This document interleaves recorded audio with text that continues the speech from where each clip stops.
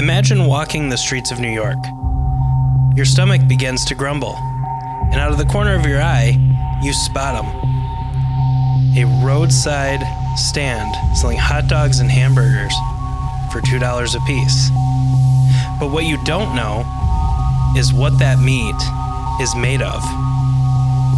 Let's find out on today's episode of Hauntings, Homicide, and Hearsay.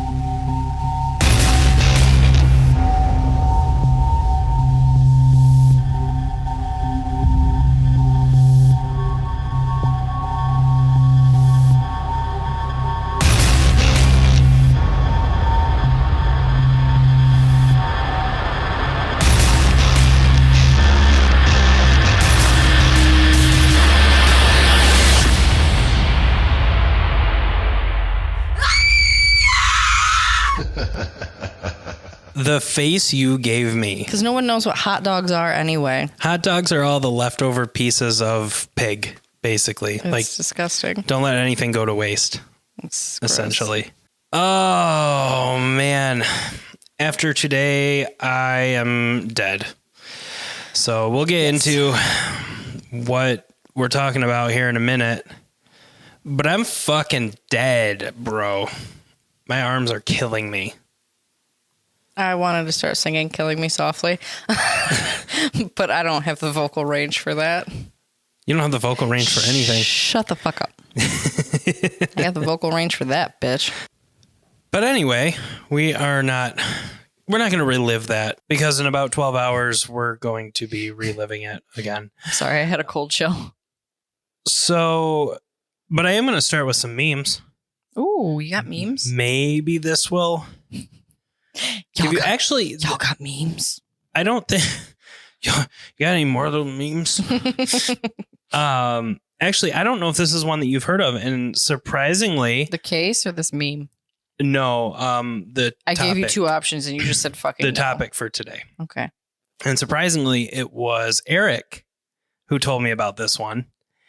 And as soon as he told me, I'm like, I gotta look this up.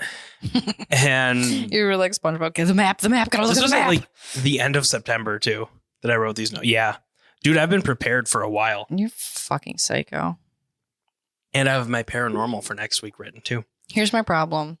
I can't make a decision. Well, just make a decision. You know you're going to cover it eventually. Yeah, but do I want to do it now or do I want to put my whole pussy into it? Podcast pussy. He's putting his whole jacuzzi into it. But no. So we've got Mr. Hannibal Lecter here. If people make you sick, maybe you should cook them longer. Thank you. Thank you so much. We've got Jim Halpert. I love Jim. The board meme or whatever. Oh, yes, that's a good. I'd say that's a good episode. Every episode's a good episode. Don't hate veganism. Hate the people trying to shame you for what you eat. Cannibals. Noted. Noted. Oh, another Hannibal Lecter meme. Had Five Guys for lunch? Me too. Yeah. Thanos snaps. Cannibals just trying to enjoy their meal. It's a guy with a mouthful of sand. You know, I really thought that was going a different direction because I've seen like same vein. It wasn't human meat, but it was definitely human secretions. Ew. Yeah. Oh, yeah. Chicks going down on their boyfriends or whatever. Yes. Oh, man. You're welcome. And then it's like a whole group of like, I don't know how I'm going to say this. I guess I'm just going to say like third world country people. And it's just because I was late to the cannibal feast, they gave me the cold shoulder. Stop. That's good. Want to come over for ice cream? I have Ben and Jerry in the freezer. Ooh. And that's what I've got for today. So we are talking about, now's your chance to tell me if you've heard about this. We're traveling to Maryland. Well, you started on a solid fucking note there. So now my brain just thinks Maryland fried chicken. No. Maryland Fried Chicken. I was like, that's Kentucky, stupid. But no, I realized. Please kiss my ass. We are talking today about, and I don't know if I'm going to say his last name right, which is why in all my notes, I'm just going to refer to him as Joe. Joe Metheny.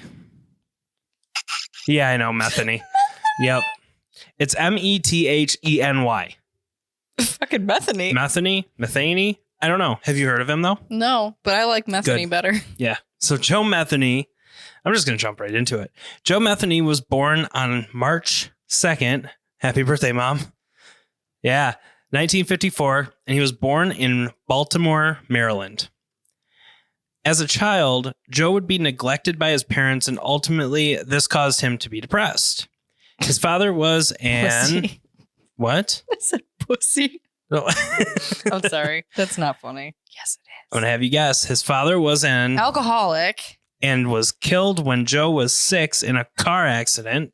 Was it drunk driving? It didn't say. Bitches. I don't know. But his mother would neglect her children working.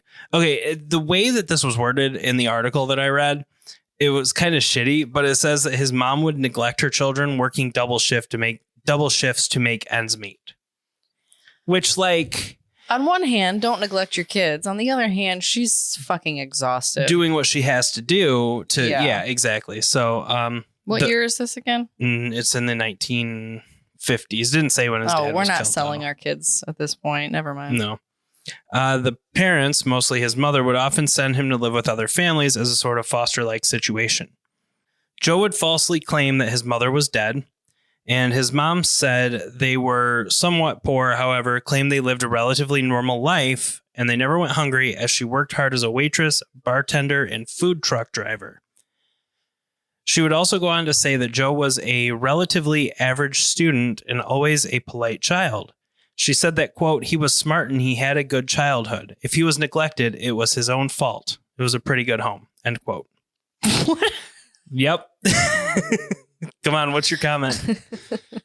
Wow, is this like Ed's sister? Like his mom's sister? Is this his aunt or some shit? You're referring to Ed Gein? Yeah. Like, what the fuck? Yeah. Well, you know what? You had it pretty fucking good, dickhead. Yeah, so if you were neglected, it's your fault. You didn't come out of your bedroom enough, you little bitch. Yeah. Jesus Christ. When Joe turned 19 in 1973, he joined the United States Army. His mother said that he served in Germany. However, Joe would say that he served a tour in Vietnam and that he became addicted to heroin while he was serving there. But did he? His mother also said that she had no recollection of him ever serving in Vietnam because American involvement in Vietnam had ended by the time he enlisted. Okay. Stolen valor isn't funny, but like, if you're going to make up a fucking lie, at least fucking check your dates. Yeah. Jesus Christ. I don't know. So Joe barely ever contacted his mother after joining the army, and she said, quote, he just kept drifting further and further away. I think the worst thing that ever happened to him was drugs. It's a sad, sad story. I forgot I wrote this. So I do these like... Do you do sidebar commentary things? I do headlines, like bigger letters and shit, like to like outline what I'm talking about. Oh. I forgot that I wrote murders and all that fun shit. You do it weird. I write mine out like a book report. Yeah, I don't do that. No MLA here. Fuck that. So murders and all that fun shit. So ironically, being a larger guy, people referred to him by the nickname Tiny. Ah, good job. He had spent most of his... Oh, wow. Look, I can read the room. Oh, I'm so fucking special. Sorry. Did I just roast myself on Yeah, this? I think so. Boom, roasted by myself. No one roasts me. Nobody makes me bleed my own blood. Nobody roasts me better than me. He had spent most of his time in bars and living with homeless men in makeshift camps in Baltimore. Relax. He would spend... I just want to take some pictures. Sorry. He would spend all of his money on crack cocaine, heroin, and liquor. However... That's my bills list. However, he did hold a steady job as a forklift driver and was described by everyone who met him as likable, intelligent, well-spoken, and very well-mannered. Pillar of the community. I'm sorry. We kind of have to go like back and forth on this. This story kind of like goes like jumps. So in 1994, Joe murdered 39-year-old. I'm going to butcher the last name again. It's funny because he probably butchered his victim. It's not. No. I'm sorry. Kathy Magaziner. That's a cool last name. Magaziner. It's got a Z in it. It's automatically a cool last name. Fair enough. So he strangled the woman and buried her body in a shallow grave on the property of the factory that he worked at.